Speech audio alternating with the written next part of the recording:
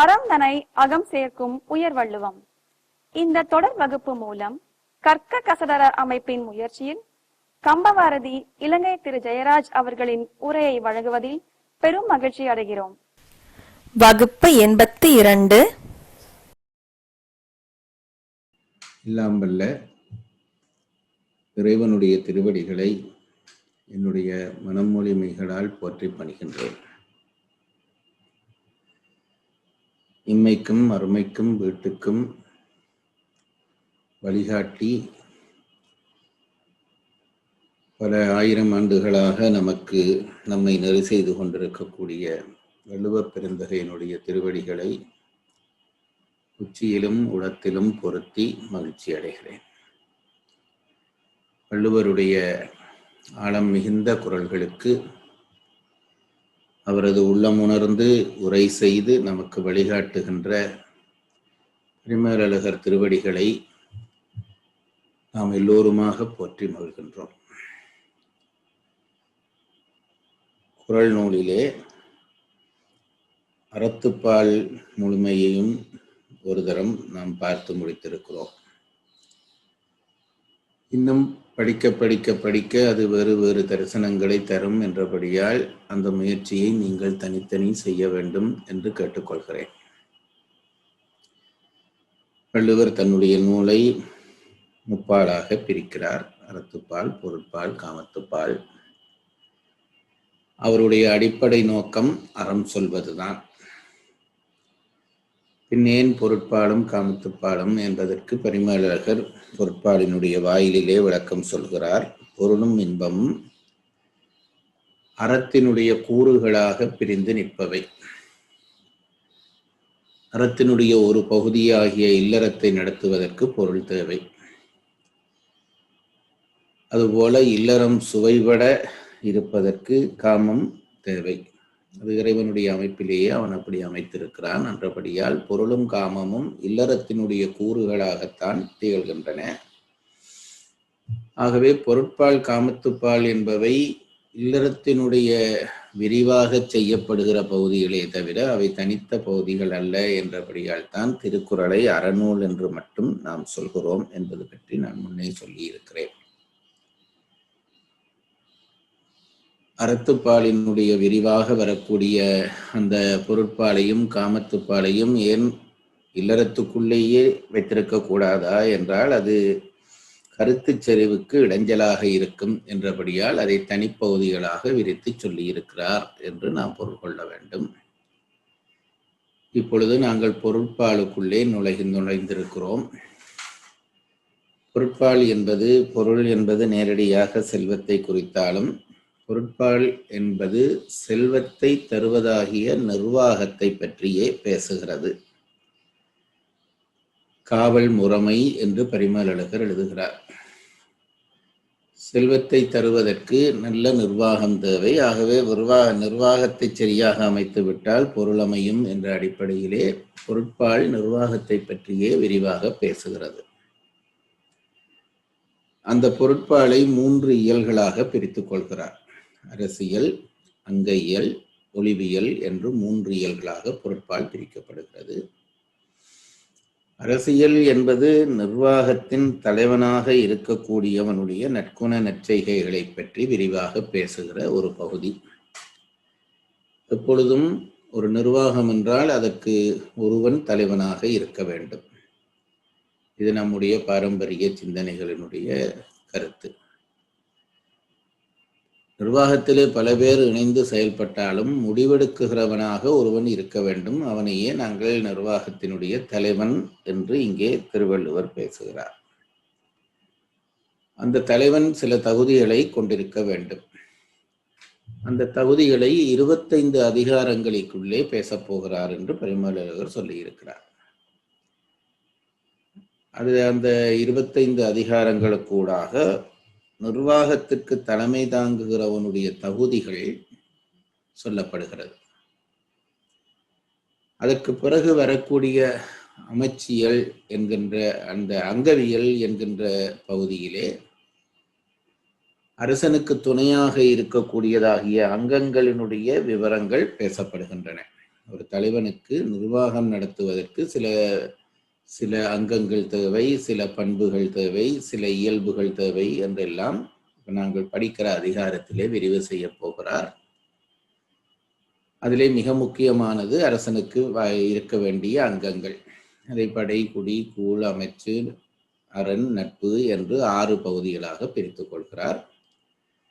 அது குறள் நோக்கி யாப்பு நோக்கி வைக்கப்பட்டிருக்கிறது. முறைமை வேறு என்று பரிமேலழகர் அந்த உரையிலே விளங்கப்படுத்தி இருக்கிறார். அரசு, அமைச்சு, நாடு, அப்படி அதை நீங்கள் உரையிலே பார்த்து கொள்ளலாம்.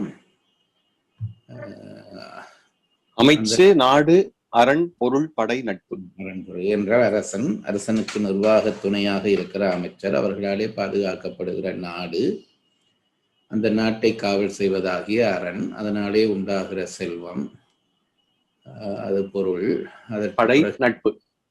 படை, நட்பு, அவற்றை பாதுகாக்கின்ற படை, படைக்கு துணையா படை அளவு செயல்படக்கூடியதாகிய நட்பு என்று 6 அங்கங்கள் வகுக்கப்பட்டிருக்கின்றன. இந்த 6 அங்கங்களும் ஒருமித்து கொண்டிருந்தால்தான் ஒரு தலைவன் சிறந்த தலைவனாக இருக்க முடியும் என்பதை சொல்வதற்காகத்தான் அவன் அரசருள் ஏறு என்று பேசுகிறார். இதில் என்னிடம் 3 இருக்கிறது, 2 இருக்கிறது என்று சொல்வதெல்லாம் தலைமையின் முழுமை பெற்ற ஒரு தலைமையாக அமைய முடியாது என்பது வள்ளுவருடைய கருத்தும் பரிமேலழகருடைய கருத்தும். 6 அங்கங்களையும் கொண்டிருக்க வேண்டும். அங்கவியலிலே இந்த 6 அங்கங்களையும் பிரிக்கப் போகிறார். ஆகவே இந்த 6 அங்கங்களையும் கொண்டவனாக அரசன் இருக்க வேண்டும் என்று சொன்னவர் அந்த அங்கங்களை அங்கவியலிலே பிரித்து சொல்ல போகிறார். பிறகு இந்த அரசன் என்று சொல்லப்படுகிறவனாகிய அந்த அரசியலுக்குள்ளேயும் வைக்க முடியாமல், அங்கவியலுக்குள்ளேயும் வைக்க முடியாமல், ஆனால் நிர்வாகத்தோடு தொடர்புபட்ட சில விஷயங்கள் எஞ்சி நிற்கின்றன. அவற்றை அரசியலுக்குள்ளேயோ அங்கவியலுக்குள்ளேயோ திணித்து விட்டால் அது தெளிவுபட்ட ஒரு பகுதியாக இருக்காது என்றபடியால் அவற்றை தனியே ஒதுக்கி அதற்கு ஒரு இயல் அமைக்கிறார். ஊழியல் அமைத்தது போல இதற்கும் தனி ஒரு இயல் அமைக்கிறார். அந்த முதல் சொன்ன 2க்கும் அப்பால் இருக்கின்ற அந்த முதல் 2லும் இல்லாத ஒளிந்தவற்றை சொல்கிறபடியால் அந்த இயலுக்கு ஒளிவியல் என்று பெயரிடப்பட்டிருக்கிறது. இந்த 3 இயலையும் கொண்டதாகத்தான் பொருட்பாடு இருக்கிறது. முதலிலே நிர்வாக தலைவன் பற்றி பேசுகிறார். அதிலே இருந்தே அங்கங்கள் இருந்தால் என்ன, மற்ற விடயங்கள் இருந்தால் என்ன, தலைவன் தான் ஒரு நிர்வாகத்துக்கு மிக முக்கியமானவன் என்பதை நாம் தெரிந்து கொள்கிறோம். அதிலே நாங்கள் முதல் குறளை படித்திருக்கிறோம் என்று நினைக்கிறேன். இன்றைக்கு 2வது குறளுக்குள்ளே நாம் நுழையலாம். குறள் எண் 382. அஞ்சாமை, ஈகை, அறிவு, ஊக்கம் இந்நான்கும் எஞ்சாமை வேந்தற்கு இயல்பு. உரை. வேந்தற்கு இயல்பு, அரசனுக்கு இயல்பாவது. அஞ்சாமை, ஈகை, அறிவு, ஊக்கம் இந்நான்கும் எஞ்சாமை. திண்மையும் கொடையும் அறிவும் ஊக்கமும் என்னும் இந்நான்கு குணமும் இடைவிடாது நிற்றல். இதுவும் மிக முக்கியமான ஒரு குறள். இந்த அங்கங்கள் 6 என்பவை அரசன் தேடிக்கொள்பவை. அதை நீங்கள் புரிந்து கொள்ள வேண்டும். இன்றைய நிர்வாகத்தோடு பொருத்தி பார்க்கிறவர்கள் அந்த சிந்தனையோடு பார்க்க வேண்டும். அங்கங்கள் 6ம் அரசன் தேடிக்கொள்ள, அமைச்சு அவன் தேடிக்கொள்ள வேண்டியது. படை, குடி, கூழ், அமைச்சு, நட்பு எல்லாம் அரசன் உண்டாக்கி கொள்வது. இப்போ சொல்லப்படுவது அரசனுக்கு இயல்பாய் இருக்க வேண்டிய விஷயங்கள். அரசன் என்றால் நீங்கள் பொருள் கொள்ள வேண்டியது நான் திரும்ப திரும்ப சொல்ல தேவையில்லை. அரசன் என்றால் நிர்வாக தலைவன். அது எந்த நிர்வாக தலைவனாக இருந்தாலும் அரசன் என்பவன் நிர்வாக தலைவன். இங்கே நாங்கள் பொருட்பாலிலே அரசன் என்று படிக்கிற பொழுது ஒரு நிர்வாக தலைவன் என்று நீங்கள் பொருள் கொள்ளுங்கள். அதுபோல வினை என்று வரும். வினை என்றால் செயல் என்று உங்களுக்கு தெரியும். ஆனால் இங்கே வினை என்பது போர் என்ற அர்த்தத்திலே தான் பொருட்பாலிலே பெரும்பாலும் பிரயோகிக்கப்படுகிறது என்பதையும் நான் முன்னமே உங்களுக்கு சொல்லி வைக்கிறேன். ஏனென்றால் நிர்வாகம் என்பது போர் தான். எந்த நிர்வாகம் செய்வதானாலும் அது ஒரு யுத்தம் செய்வதற்கு சமமானதுதான். அது வீட்டு நிர்வாகத்திலே இருந்து அப்படித்தான். ஆகவே அந்த வினை என்ற சொல் இங்கே போர் என்ற அர்த்தத்திலே தான் பொருட்பாலிலே பாவிக்கப்படும். முதல் சொன்ன 6 நிர்வாகம் நடத்துவதற்கு அரசன் தேடிக்கொள்ள வேண்டிய அங்கங்கள். இப்பொழுது வேறு சில விஷயங்கள் சொல்லுகிறார். அது அரசனுக்கு இயல்பாக இருக்க வேண்டிய இயல்பு என்றால் ஒரு தலைவனிடம் தானாக பொருந்தி இருக்கக்கூடிய விஷயங்கள் என்று நாம் அதை கருத்திலே கொள்ள வேண்டும். இந்த பண்புகள் இல்லாதவர்கள் தலைவர்களாக முடியாது. இந்த ஜனநாயகம் என்ற ஒன்று வந்த பிறகு நம்முடைய தலைமைகளிலே ஏற்பட்ட குறைகளுக்கு காரணம் என்னவென்றால், இந்த பண்புகள் இல்லாதவர்களையும் நாங்கள் வேறு விதங்களிலே தலைவர்களாக்கி விடுகிறோம். அதனாலே தான் ஒரு இனத்தினுடைய தலைமை கெட்டு அந்த இனமும் கெடுகிறது. அதை நாம் புரிந்து கொள்ள வேண்டும். இயல்பாக இருக்க வேண்டியவற்றை இந்த குறளிலே சொல்லுகிறார். திருப்பி படியுங்கள் இந்த குறளை. அஞ்சாமை, ஈகை, அறிவு, ஊக்கம் என் 4ம் எஞ்சாமை வேந்தற்கு இயல்பு. 4 விஷயங்கள் இந்த குறளிலே சொல்லுகிறார். அஞ்சாமை, ஈகை, அறிவு, ஊக்கம். அறிவூக்கம் என்பது ஒன்றல்ல, 2ஆக அறிவு ஊக்கம் என்று 2ஆக பிரித்துக் கொள்ள வேண்டும். இந்த 4ம் எஞ்சாமை என்ற வார்த்தை போட்டால் இதிலே கூட ஒன்றும் குறையாமல் இருக்க வேண்டும் என்று அர்த்தம். எனக்கு 3 இருக்கிறது, 2 இருக்கு, நான் அன்றைக்கு சொன்னது போலதான் 8 அடி பாய்ந்து விட்டேன் என்று கிணறு பாயிரவன் சொல்லுகிறது போல இருக்கக்கூடாது. எஞ்சாமல் இவை 4ம் அவனிடம் பொருந்தி இருக்க வேண்டும். இது என்ன அஞ்சாமை என்பதென்ற, ஈகை என்பதென்ன, அறிவு என்பதென்ன, ஊக்கம் என்பதென்ன, இது ஏன் அரசனுக்கு தேவை என்பதை உரை குறிப்பிலே பரிமேலழகர் சொல்ல போகிறார் என்றபடியால் நாங்கள் அந்த இடத்திலே அதை விளங்குவோம். இப்பொழுது உரையை படித்துவிட்டு உரை குறிப்புக்குள்ளே இனி நுழையலாம். உரை. வேந்தற்கு இயல்பு, அரசனுக்கு இயல்பாவது. அஞ்சாமை, ஈகை, அறிவு, ஊக்கம் இந்4ம் எஞ்சாமை. திண்மையும் கொடையும் அறிவும். கவனிக்க வேணும். நீங்கள் முன்பே சொல்லியிருக்கிறேன், பரிமேலழகர் உரை எழுதுகிற பொழுது குறளோடு அது எங்கெங்கு மாறுபடுகிறது என்பதை கவனித்துக் கொண்டு நாங்கள் மேலே செல்ல வேண்டும். அஞ்சாமை என்பதற்கு திண்மை என்று பொருள் எழுதுகிறார். அதை நீங்கள் கவனித்திருப்பீர்கள், கவனிக்க வேண்டும் என்பதற்காக சொல்லுகிறேன். திண்மையும் கொடையும் அறிவும் ஊக்கமும் என்னும் இந்4 குணமும் இடைவிடாது நிற்றல். அது அவனுடைய இயல்பாக இருக்க வேண்டும். சூரியனுக்கு வெளிச்சம் எப்படி இயல்போ, இரவுக்கு இருள் எப்படி இயல்போ, ஒரு தலைவனுக்கு இந்த 4 பண்புகளும் அவனிடம் எப்பொழுதும் இருக்கிற பண்புகளாக இருக்க வேண்டும் என்று வலியுறுத்துகிறார். அது அவனுக்கு இயல்பாக வந்தால்தான் அப்படி இருக்கும். அதற்காகத்தான் அதை இயல்பு என்று பேசுகிறார். இனி அது பற்றிய விவரங்கள் உரை குறிப்பிலே சொல்ல போகிறார். நாங்கள் பார்ப்போம். உரை குறிப்பு. ஊக்கம், வினை செய்தற்கண் மன எழுச்சி. அஞ்சாமை, ஊக்கம், அஞ்சாமை, ஈகை, அறிவு, ஊக்கம் என்று 4 செய்தார். இந்த ஊக்கம் என்றால் என்ன என்பதற்கு பரிமேலழகர் விளக்கம் சொல்கிறார். ஊக்கம் என்பது உற்சாகம் என்று நாங்கள் பொதுவாக பல சொற்களிலே சொல்லுவோம். அவன் ஊக்கம் இல்லாமல் இருக்கிறான் என்றால் உற்சாகம் இல்லாமல் இருக்கிறான் என்பது போல, ஒரு இதிலே ஈடுபாடு இல்லாமல் இருக்கிறான் என்பது போல சொல்லுவோம். மிக அழகான ஒரு வரைவிலக்கண சொற்களை பயன்படுத்தி அந்த வரைவிலக்கணத்தை நம்முடைய பரிமேலழகர் செய்கிறார். ஊக்கம் என்றால் என்ன என்று கேட்டால், வினை செய்தற்கான மன எழுச்சி. வினை செய்வதல்ல ஊக்கம், செய்ய வேண்டும் என்று மனதிலே ஒரு உற்சாகம் பெற வேண்டும். அதைத்தான் ஊக்கம் என்று சொல்லுகிறார். இதற்கு 2க்கும் இடையிலான அந்த வேறுபாடு என்பது மிக மயிரிழையான வேறுபாடு. அதை அனுபவத்திலே புரிந்து கொண்டால் தான் புரியலாம், பாடத்திலே புரிந்து கொள்ள முடியாது. அதாவது ஒரு வேலையை செய்வதென்பது வேறு, அந்த வேலையை நான் செய்வேன் என்று மனதிலே ஊக்கப்படுவதென்பது வேறு. ஊக்கப்பட்ட பிறகுதான் அது வேலையாக மாறும். பல பேருக்கு நான் சொல்வதுண்டு, காலையிலே எழும்ப முடியாமல், அன்றைக்கும் யாரோ ஒரு தம்பி இதிலே வகுப்பிலையும் கேட்ட ஞாபகம், காலையிலே எழும்ப முடியாமல் இருக்கிறது, எப்படி எழும்பலாம் என்றால் மனதிலே அதை ஊக்கப்படுத்தி கொள்ள வேண்டும். நான் அன்றைக்கும் அதைத்தான் சொன்னேன். ஊக்கப்படுத்தி கொண்டால் பிறகு அது செயலாக மாறும். மனதிலே ஒரு விஷயத்தை வலிமைப்படுத்தி விட்டோமானால் செயலாகும். அதனாலதான் பரிமேலழகர் ஊக்கம் என்பதற்கு எழுதுகிறார், வினை செய்தற்கண்ணான மன எழுச்சி என்கிறார், உற்சாகம் என்கிறார். ஆகவே மனதிலே அந்த எழுச்சி வராத பட்சத்திலே வேலை நடக்காது. இங்கே வினை என்பது போர் என்று வைத்துக் கொள்ளுங்கள் என்று சொன்னேன். ஏதாவது ஒரு காரியத்தை போரை செய்வதற்கான மன ஊக்கம்தான் முதல் தகுதி அரசனுடைய. அந்த ஊக்கமே சில பேருக்கு இருக்காது. ஆகவேதான் ஊக்கம் என்பது வினை செய்தற்கான மன எழுச்சி என்று உரை எழுதுகிறார் பரிமாளர். ஊக்கம் வினை செய்தற்கண் போருக்கு மட்டுமில்லை, எல்லாவற்றுக்கும். இப்ப படிக்க வேணும் என்றால் அதற்கும் படிக்க வேணும் என்ற மன எழுச்சி வந்தால்தான் பிறகு படிக்கலாம்.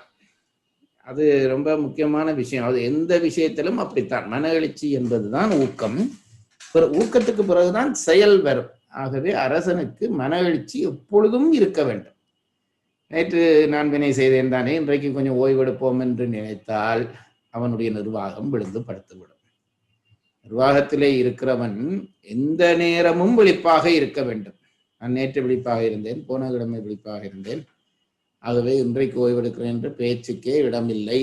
ஆகவே அவன் எந்த நேரமும் விழிப்பாக இருக்க வேண்டும். அந்த விழிப்பு என்பது வினை செய்வதற்கான மன உற்சாகமாக இருக்க வேண்டும் என்பதை பதிவு செய்கிறார். ஊக்கம் வினை செய்தற்கண் மன எழுச்சி. இவற்றுள் அறிவு 6 அங்கத்திற்கும் உரித்து 4 விஷயம் சொல்லி இருக்கிறார் குறளிலே. அஞ்சாமை, ஈகை, அறிவு, ஊக்கம், 4 விஷயம் சொல்லியிருக்கிறார். இதில் என்ன சொல்லுகிறார் என்றால், அறிவு என்பது இந்த 6 அங்கங்களை இவன் கையாள போகிறான். அது மேற்குறளிலே படித்து விட்டோம். படைகுடி கூடமைச்சு நட்பு அரண் என்கின்ற 6 அங்கங்களை 6 அங்கங்களையும் இவன் பயன்படுத்துவதற்கு அல்லது நெறி செய்வதற்கு அல்லது 6 அங்கங்களையும் வைத்து கையாள்வதற்கு இந்த அறிவு என்பது 6 அங்கங்களுக்கும் தேவை. அதை பிரித்து காட்டுகிறார். இந்த 4ம் எதற்கு தேவை என்று சொல்ல போகிறார். அதிலே அறிவு 6 அங்கங்களுக்கும் தேவை. இதில் நீங்கள் ஒன்றை கவனிக்கலாம். அடுத்த குறளிலே கல்வி சொல்ல போகிறார். இந்த குறளிலே அறிவு சொல்லுகிறார், அடுத்த குறளிலே கல்வி சொல்ல போகிறார். அப்ப நமக்கு ஒன்று தெரிய வேண்டும், இதுல பல விஷயங்கள் நுட்பங்கள் இருக்கிறது. ஆகவே அறிவு வேறு கல்வி வேறு என்பதை நாம் புரிந்து கொள்ள வேண்டும். நான் முன்பும் பலதரம் சொல்லி இருக்கிறேன். அறிவு என்பது வேறு, கல்வி என்பது வேறு. அறிவு என்பது நாம் வருகிற பொழுதே கொண்டு வருகிற விஷயம். இயல்பாக அவனுக்குள்ளே இருக்கக்கூடியதான ஆற்றலுக்கு அறிவு என்று பெயர். பிறகு அதை தேடி வளர்த்து கொள்ளுகிற விஷயங்களுக்கு கல்வி என்று பெயர். முதல் குறளிலே அறிவை சொன்னதாலே கல்வியை விட அறிவு முக்கியம் என்பதை திருவள்ளுவர் உணர்த்துகிறார் என்பதை நாம் புரிந்து கொள்ள வேண்டும். எவ்வளவுதான் படித்திருந்தாலும் இயல்பறிவில்லாதவனாலே அந்த படிப்பு பெரிய அளவிலே பயன்படாது. ஆகவே இயல்பறிவு என்பது முக்கியம் என்பதை நமக்கு உணர்த்துவதற்காக முதல் குறளிலேயே அறிவை சொல்லுகிறார். இந்த அறிவினுடைய முக்கியத்துவம் என்னவென்றால் 6 அங்கங்களை கையாள்வதற்கும் அறிவு தேவை. அதனாலே இவற்றுள் என்று அவர் தொடங்குவது இந்த 4 விஷயங்களிலே, குறளிலே சொல்லப்பட்ட 4 விஷயங்களிலே அறிவு என்பது 6 அங்கங்களுக்கும் உரித்தாகிறது. மேலே ஈகை படை குறித்து 4 விஷயத்திலே அறிவை 6 விஷயத்துக்கும் என்று சொல்லிவிட்டார். ஈகை என்பது கொடை.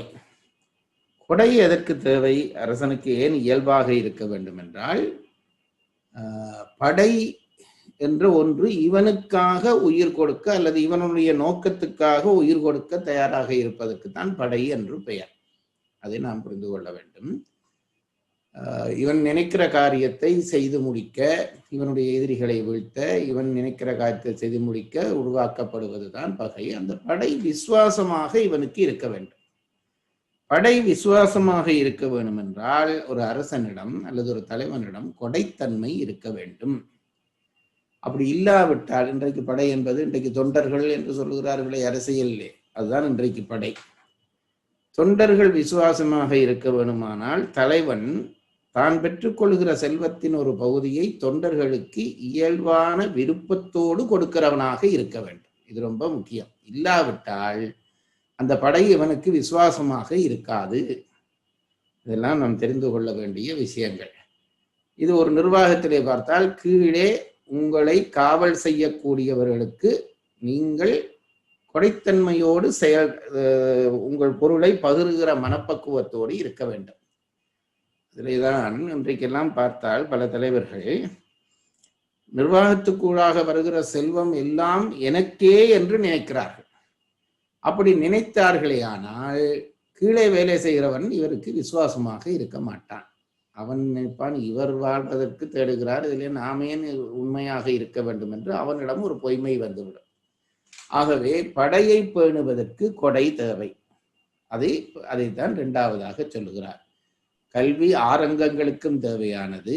கொடை என்பது ஈகை என்று சொல்லப்படுகிற கொடையானது படையை பேணுவதற்கு தேவையானது.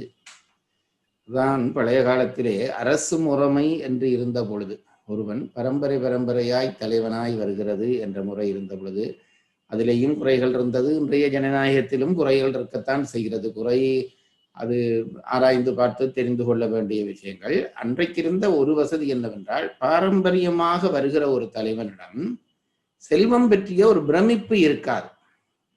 அவனுடைய தந்தை என்று ஆண்டு கொண்டிருந்தபடியால் அவனுக்கு செல்வத்தோடு ஒரு இயல்பு நிலை இருக்கும்.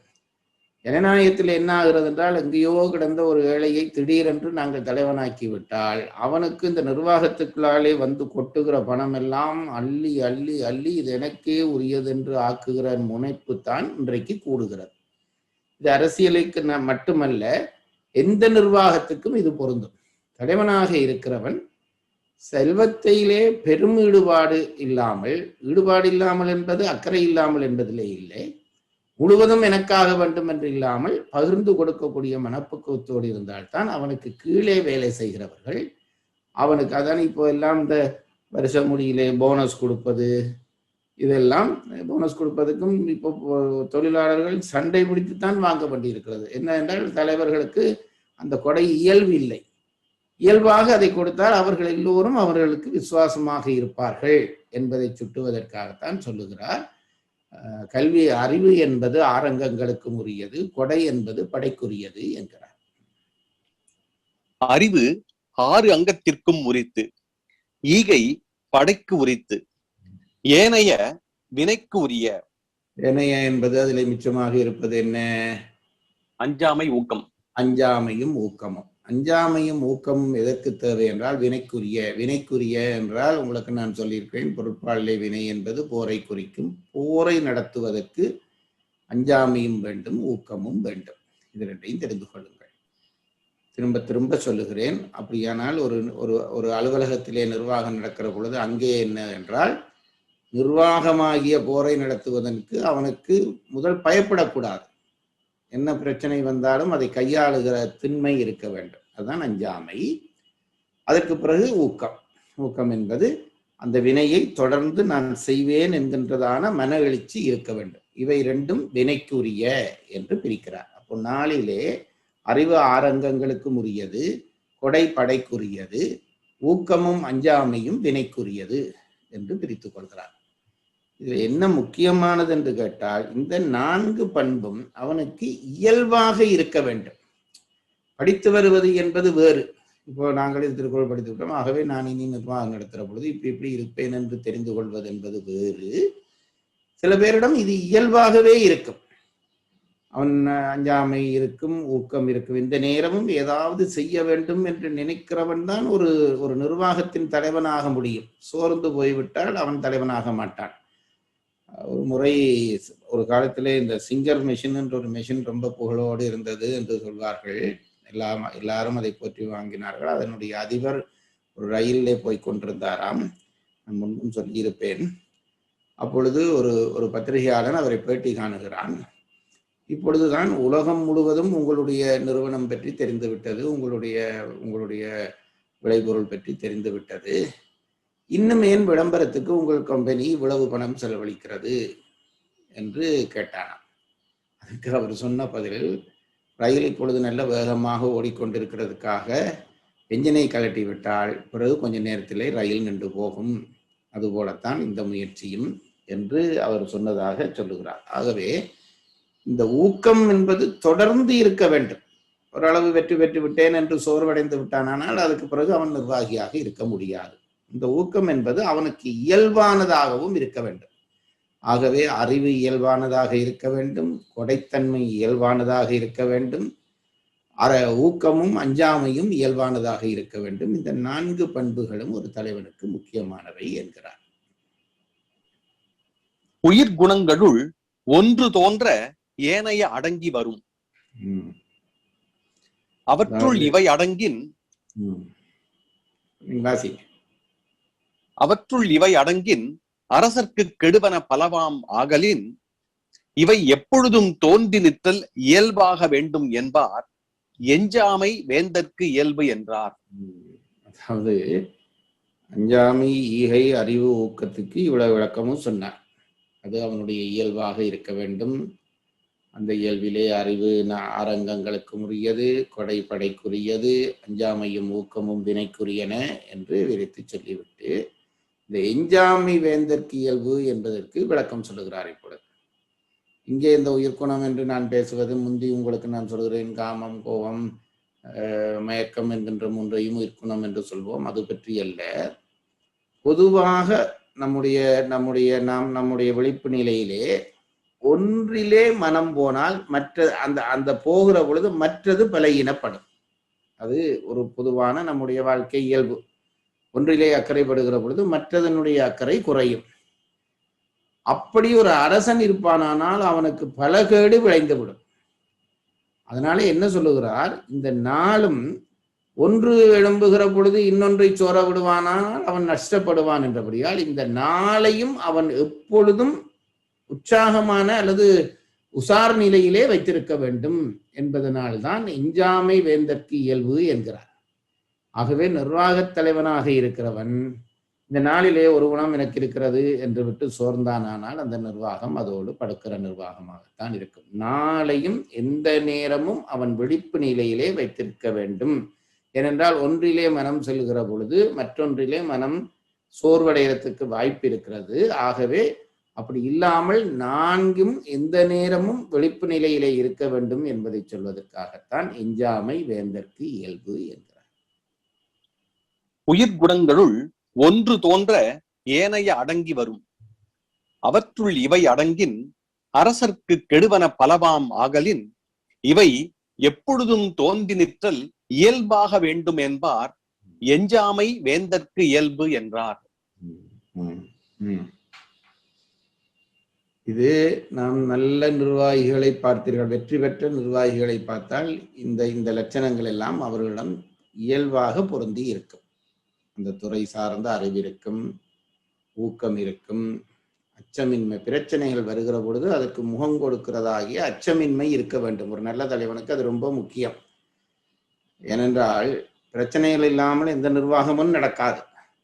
பிரச்சனைகள் வந்த உடனே பயந்து விட்டேன் ஐயோ என்று தலையிலே கை வைத்துக் கொண்டு ஒருவன் உட்காருவானே ஆனால் அதற்கு பிறகு அந்த நிர்வாகம் நடக்க வாய்ப்பு. முதல் அந்த பிரச்சனையை எதிர்கொள்ளுகிற துணிவு இருக்க வேண்டும். நான் இதையெல்லாம் படிக்கிற பொழுது எப்பொழுதும் இந்திரா காந்தியை தான் நினைத்துக் கொள்வேன். அவர் தலைவியாக இருந்தாலும் அவரிடம் அந்த அஞ்சாமை, ஊக்கம் இவையெல்லாம் மிக அதிகமாக இருந்தது. நான் பார்த்து வியந்திருக்கிறேன். எங்கள் காலத்திலே இருந்த தலைவி என்றபடியால் அவருடைய அந்த விஷயங்களை எல்லாம் நான் பார்த்து வியந்திருக்கிறேன். எப்பொழுதும் ஊக்கத்திலே இருப்பார். அவர் உங்களுக்கு தெரிந்திருக்கும், அவர் ஒரு முறை தேர்தலிலே அவருடைய சீட்டிலேயே தோக்குகிறார்.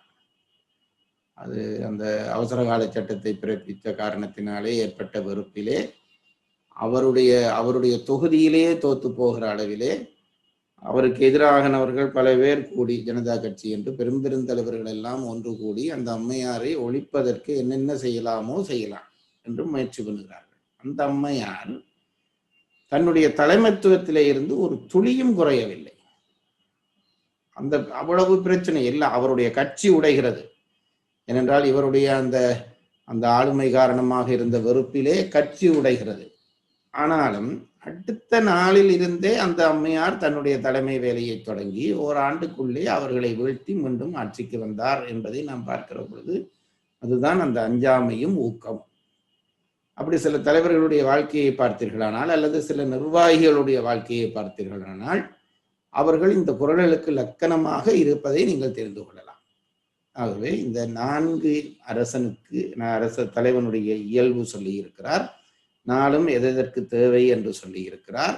இந்த நாளும் ஒன்றுபட்டு இருக்க வேண்டும் என்று சொல்லி இருக்கிறார் என்பது 2வது குறளூடாக ஒரு தலைவன் பற்றி சொல்லுகிற செய்தியாக அமைகிறது. குறள் எண் 382 மறுவாசிப்பு. அஞ்சாமை, ஈகை, அறிவு, ஊக்கம் இந்நான்கும் எஞ்சாமை வேந்தற்கு இயல்பு. உரை. வேந்தற்கு இயல்பு அரசனுக்கு இயல்பாவது அஞ்சாமை, ஈகை, அறிவு, ஊக்கம் இந்நான்கும் எஞ்சாமை. திண்மையும் கொடையும் அறிவும் ஊக்கமும் என்னும் இந்நான்கு குணமும் இடைவிடாது நிற்றல். உரைக்குறிப்பு. ஊக்கம் வினை செய்தற்கண் மன எழுச்சி. இவற்றுள் அறிவு 6 அங்கத்திற்கும் உரித்து, ஈகை படைக்கு உரித்து, ஏனைய வினைக்கு உரிய. உயிர் குணங்களுள் ஒன்று தோன்ற ஏனைய அடங்கி வரும்.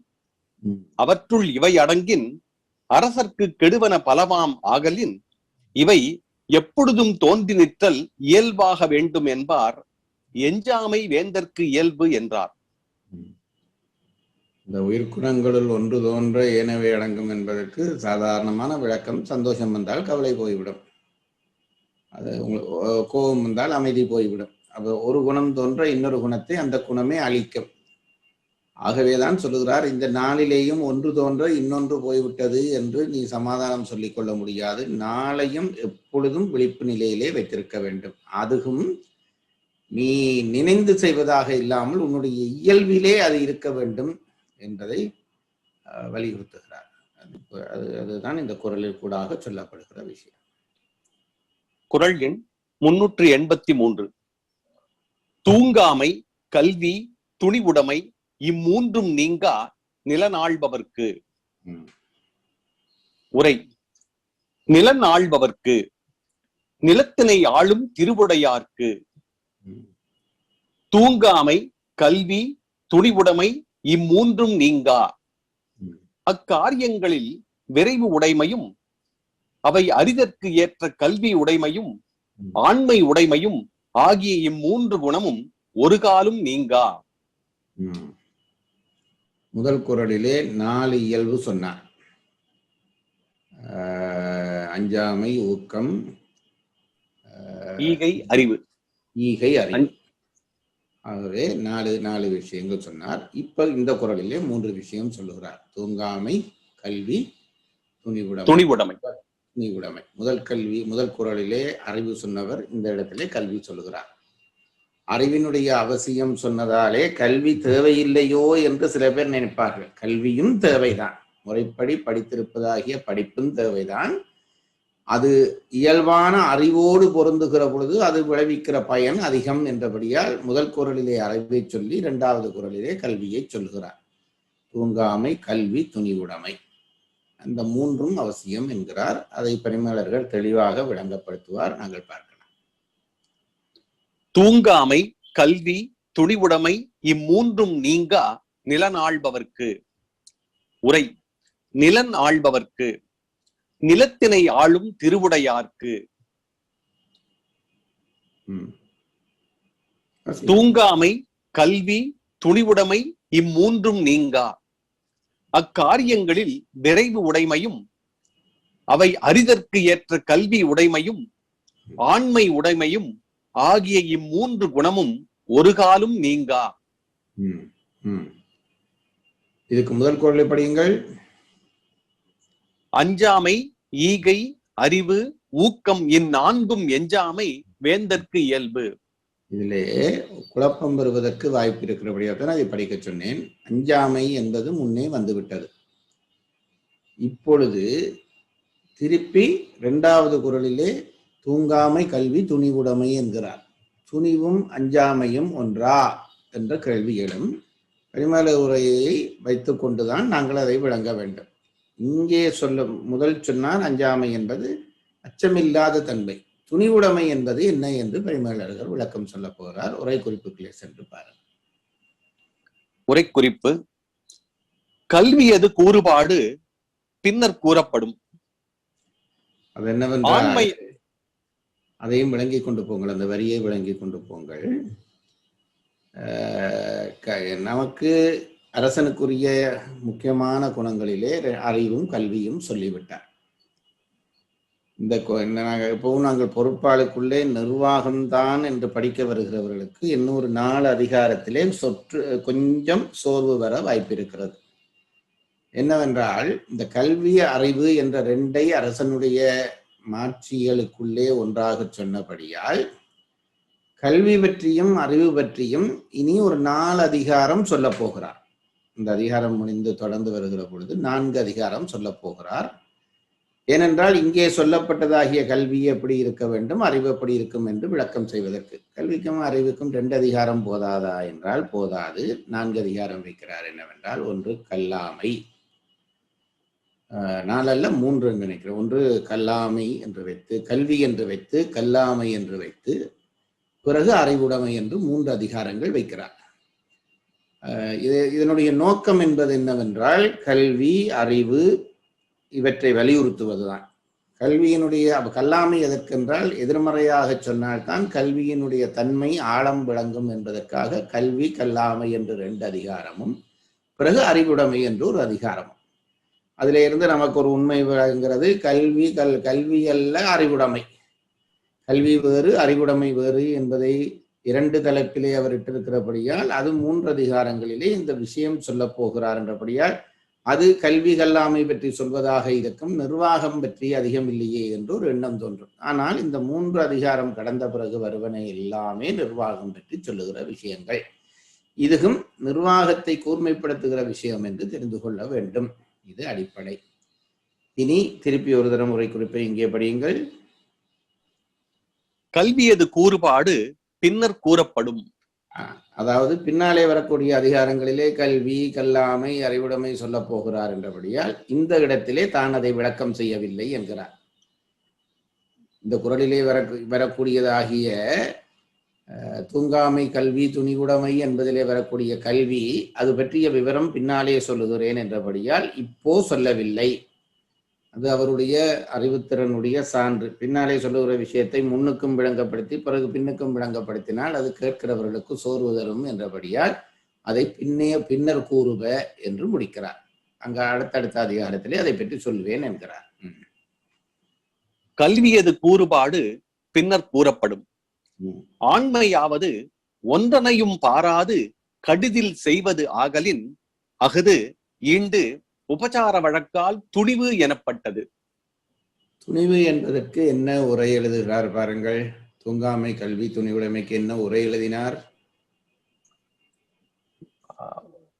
தூங்காமைக்கு அக்காரியங்களில் விரைவு உடைமையும் அவை அறிதற்கு ஏற்ற கல்வி உடைமையும் ஆண்மை உடைமையும்.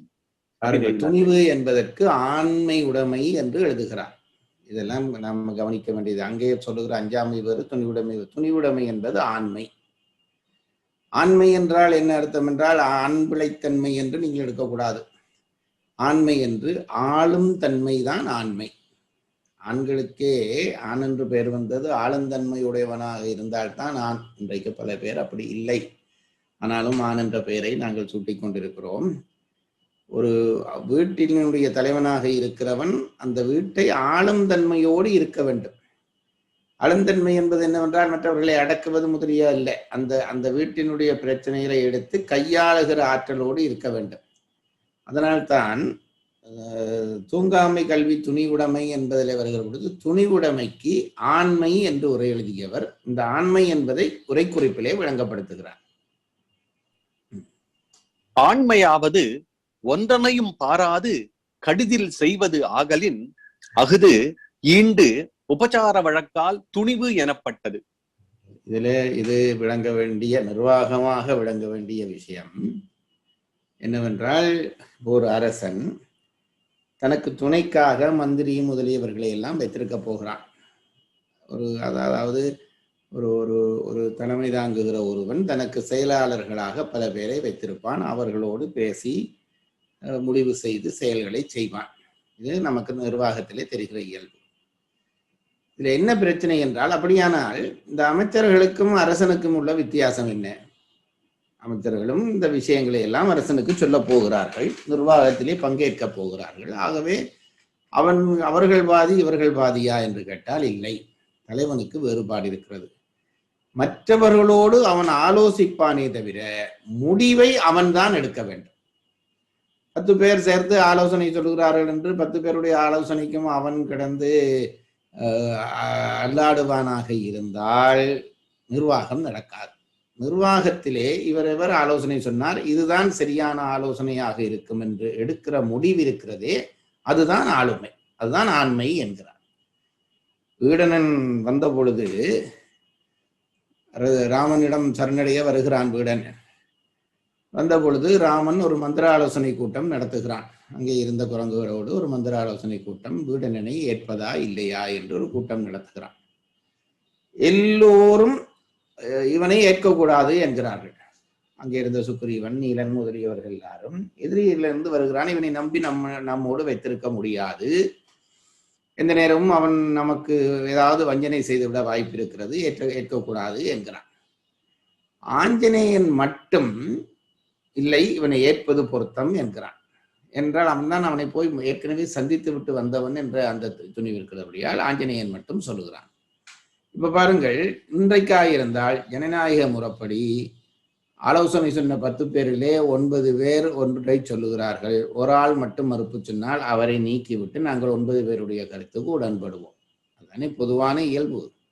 ராமன் அந்த 9 பேர் கருத்தையும் நீக்கி அனுமனுடைய கருத்தை மட்டும் ஏற்றுக்கொண்டு முடிவு செய்கிறான், அவனுக்கு அடைக்கலம் கொடுப்பது என்று. இதுதான் ஒரு தலைவனுடைய கெட்டித்தனம். அவர்களுடைய, அதாவது வழிப்படுத்த வேண்டியவர்களுடைய வழியிலே இழுபட்டு போனால் அவன் தலைவனாக இருக்க முடியாது. அவன் திடீரென்று தான் முடிவெடுக்க வேண்டும். அதுதான் கெட்டித்தனம். அந்த துணிவு இருக்கிறவன் தான் தலைவனாக முடியும். 10 பேர் ஆலோசனை சொல்கிறவர் இருப்பார்கள், 10 பேர் வழிகாட்டுகிறவர் இருப்பார்கள். ஆனால் அரசனுக்கு அந்த விஷயம் தெரிந்திருக்க வேண்டும். அவனுக்கு தெரிய வேண்டும், இதிலே எது சரி, எது செய்வது என்பதை முடிவு செய்கிற அந்த ஆற்றல் இருந்தால்தான் அவன் தலைவனாக முடியும். போர்ட் மீட்டிங் நடத்தலாம், போர்ட் மீட்டிங் நடத்தி பல பேரோடு ஆலோசனை, ஆனால் முடிவை அந்த தலைவன் எடுக்க வேண்டும். எல்லாருமாக சேர்ந்து முடிவெடுத்தால் தலைவன் என்று ஒருவன் தேவையில்லை. அவனுக்குத்தான் இதனுடைய நன்மை தீமை இறுதி முடிவெடுக்கிற ஆற்றலும் துணிவும் இருக்க வேண்டும். அது அது அது அது எப்போ நான் சொல்றேன் பாருங்கள், போர்க்களத்திலே எதிரியும் ஆயுதத்தோடு நிற்பான், இவர்களும் ஆயுதத்தோடு நிற்பார்கள். ஒரு வினாடி இவன் தாமதித்து விட்டால் எதிரியினுடைய ஆயுதம் விழுந்துவிடும், இவன் மேலே விழுந்துவிடும். ஆகவே அந்த வினாடியிலே முடிவெடுக்கிற தேவை வருகிறது. போருக்கு முன்னுக்கு முடிவெடுக்கிறதெல்லாம் யோசிச்சு முடிவெடுக்கலாம், எல்லாம் செய்யலாம். அந்த வினாடியிலே முடிவெடுக்கிற பொழுது திடீரென முடிவெடுப்பதற்கு அந்த அவனுடைய புத்தி கூர்மையினாலே ஒரு திடீர் முடிவெடுக்கிற ஆற்றல் அவனுக்கு இருக்க வேண்டும். இது ரொம்ப முக்கியம். இது எந்த நிர்வாகத்துக்கும் பொருந்தும். தலைவனாக இருக்கிறவன் இல்லை இதுதான் சரி என்று தீர்மானித்து ஒரு முடிவெடுக்கிற ஆளுமையோடு இருக்க வேண்டும். இது பல பல பல தலைவர்களிடம் நான் பார்த்திருக்கிறேன். அதே இந்திரா காந்தி தான். நான் முன்பும் உங்களுக்கு சொல்லியிருக்கிறேன், கர்நாடகத்தினுடைய முதலமைச்சராக இருந்தவர் தேவராஜர்ஸ் என்கின்றவர். அவர் ஒருவர் தான் அந்த காலத்திலே இந்திரா காந்தியை சப்போர்ட் பண்ணுகிறார். இந்திரா காந்தி தோற்றிருக்கிற நிலையிலே அவரை சப்போர்ட் பண்ணி ஒரு புதிய கட்சி இந்திரா காந்தி காங்கிரஸ் என்ற கட்சி ஆரம்பிப்பதற்கு அடிப்படையிலே நின்று அந்த அம்மையாரை தன்னுடைய மாநிலத்திலே தேர்தல் கேட்க வைத்து இப்படியெல்லாம் பல காரியங்கள் செய்விக்கிறார். ஆனால் நான் ஆலோசகன் என்றதிலே அம்மையாருக்கு பல உதவி செய்து விட்டேன் என்று ஒரு எல்லையிலே அவர் ஒரு அப்பர் ஹேண்ட் எடுக்கிறார். என்றால் இந்த அம்மையார் தன்னுடைய மைந்தனுக்கு அதிகம் இடம் கொடுக்கிறார் என்பதிலே அவரை அப்படி கொடுக்கக்கூடாது என்று இந்திரா காந்திக்கு அவர் நெருக்கடி கொடுக்கிறார். அந்த நேரத்திலே அது சரி பிழைகளுக்கு அப்பால் அந்த அம்மையார் என்ன செய்தார்கள், அது மிக முக்கியமான ஒரு நேரம். தேவராஜ அரசை கட்சியில இருந்து தூக்கி வெளியிலே போட்டார். இந்த துணிவுக்கு பெயர் தான் ஆண்மை. அது உண்மையிலே அந்த நேரம் என்றால் யாரும் ஏதாவது சமாளித்து விட்டு போவோம். இது எல்லா தலைவர்களும் நிர்வாகம் நடத்துகிற எல்லா தலைவர்களுக்கும் தெரியும், நமக்கு லாபம் வரும், ஆகவே இந்த இடத்திலே சமாளிப்போம். அப்படி அல்ல, சமாளிப்பது இல்லை. இந்த இடத்திலே இன்ன முடிவு வந்தால் இப்படித்தான் செய்வது. அவரை தூக்கி வெளியிலே போட்டுவிட்டு தனித்து தேர்தலை சத்து வெற்றி பெற்று அதற்கு பிறகு அம்மையாருடைய அரசியல் வாழ்வு தொடர்ந்தது, தேவராஜரசனுடைய அரசியல் வாழ்வு முடிந்து போய்விட்டது. இப்படி ஒரு அந்த நிமிஷத்திலே எடுக்கிற முடிவு என்பது சரியான முடிவும் எடுக்க வேண்டும். அது ரொம்ப முக்கியம். சில நேரத்திலே தலைவர்கள் முடிவு எடுப்பார்கள், அது பிழையான முடிவாகவும் இருக்கும். அப்படி இல்லாமல் சரியான முடிவை தத்துணிவாக எடுப்பதற்கு பெயர் தான் இங்கே துணிவு என்று இவர்கள் குரலிலே வகுக்கிறார். அதைத்தான் சொல்லுகிறார். அதை வாசியங்கள். ஒன்றையும் கருதாது ஆண்மையாவது ஒன்றனையும் பாராது கடிதில் செய்வது ஆகலின் வேகமாக செய்கிற முடிவு. இந்த ஒரு தலைவனுக்கு இது ரொம்ப அவசியம். ஒன்று, எதையும் பார்க்க கூடாது. அவன் அந்த நிமிஷத்திலே அவன் எடுக்கிறது தான் முடிவாக இருக்க வேண்டும். அந்த முடிவைத்தான் சொல்லுகிறார். ஆண்மையாவது ஒன்றனையும் பாராது கடிதில் செய்வது ஆகலின் அஃது ஈண்டு உபசார வழக்கால் துணிவு எனப்பட்டது. உம்மை இறந்தது தழிய எச்ச உம்மை. அந்த பெயருக்கு இந்த, அதாவது துணிவு என்று தூங்காமை, கல்வி, துணிவுடைமை என்ற துணிவுடைமை என்பது ஆண்மை என்பது எப்படி வரும் என்று கேட்டால், அது ஒன்றுக்கும் அஞ்சாமல் திடீரென முடிவெடுக்கிற ஆற்றல் என்றபடியால் அதை ஆண்மை என்று சொல்லுகிறோம். அது எப்படி என்றால் தொடர்பு, காரணகாரிய தொடர்பு இருக்கிறபடியால் ஒன்றினுடைய பெயர் இன்னொன்றுக்கு வருகிறது என்று புரிந்து கொள்ளுங்கள். அப்படி பெயர் வைக்கிற பொழுது அதை உபச்சார வழக்கால் எடுப்பது என்று சொல்வது வழக்கம். அதைத்தான் இங்கே சுட்டுகிறார். உம்மை இறந்தது தழிய எச்ச உம்மை. மூன்றும் தேவை. ஜாமை, தூங்காமை, கல்வி, துணிவுடைமை. இம்மூன்றும் என்று வருகிறதிலே இந்த மூன்றும் தேவை என்பதை சுட்டி நீக்கிறது. உம்மை இறந்தது தழிய எச்ச உம்மை. இவற்றுள் கல்வி 6 அங்கத்திற்கும் உரித்து. திருப்பி வருகிறார். முதல் அதிகாரத்திலே சொன்னது போல 3 விஷயங்கள் இயல்பு. அங்கே 4 சொன்னவர் எதற்கு தேவை என்றார். இங்கே 3 சொன்னவர். எப்படி அறிவு அங்கே 6 அங்கங்களுக்கும் தேவை என்று சொன்னாரோ அதுபோல இங்கே கல்வியும் 6 அங்கங்களுக்கும் உரியது. ஒவ்வொரு துறை சார்ந்த கல்வி பெற்றிருக்க வேண்டும். ஒரு நிர்வாகம் நடத்துகிறவன் அவனுக்கு படை எப்படி நடத்துவது, குடி எப்படி நடத்துவது, பொருள் எப்படி சம்பாதிப்பது, அமைச்சை எப்படி நடத்துவது, அரணை எப்படி நடத்துவது, நட்பை எப்படி தொடர்பு கொள்வது, இது எல்லாம் அவனுக்கு தெரிந்திருக்க வேண்டும். இதற்காக அவன் இந்த இந்த இயல்பான அறிவுடைமையோடு கல்வியும் பெற்றவனாக இருக்க வேண்டும் என்றபடியால் அறிவுடைமை எப்படி 6 அங்கத்துக்கும் உரியதோ கல்வியும் 6 அங்கத்துக்கும் உரியது என்கிறார். இவற்றுள் கல்வி 6 அங்கத்திற்கும் உரித்து ஏனைய வினைக்குரிய. இது இனி இப்போ உங்களுக்கு கொஞ்சம் கொஞ்சமாக பயிற்சி வந்து விட்டது. வினைக்குரிய என்றால் போருக்குரியது என்று அர்த்தம். போர்லே தான் அந்த விஷயங்கள் எல்லாம் பயன்படுத்தப்படும். அஞ்சாமையும் தூங்காமை, கல்வியும் துணிவுடைமை. தூங்காமை என்பது சோர்வின்மை. எந்த நேரமும் ஒரு நிர்வாகி சோர்வடைய கூடவே கூடாது. அது ரொம்ப முக்கியம். எந்த நேரமும் அவன் ஒரு நிர்வாகத்தின் செயற்பாட்டுக்கு தயார் நிலையிலே தன்னை மனதளவிலேயாவது வைத்துக் கொண்டிருக்க வேண்டும் என்பதுதான் தூங்காமை, கல்வி, துணிவுடைமை என்று பேசுகிறார்.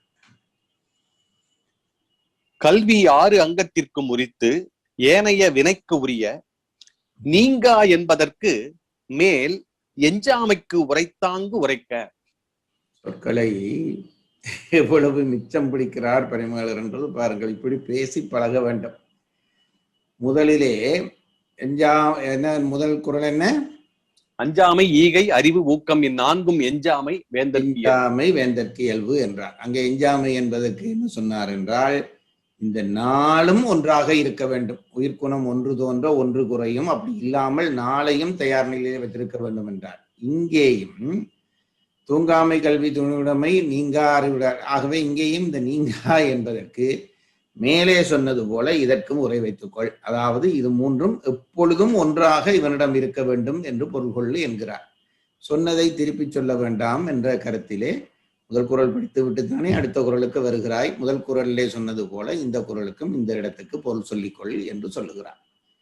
வார்த்தைகளை தேவைக்களவாக பயன்படுத்துவது இதுவே ஒரு நிர்வாகம். குறள் எண் 383 மறுவாசிப்பு.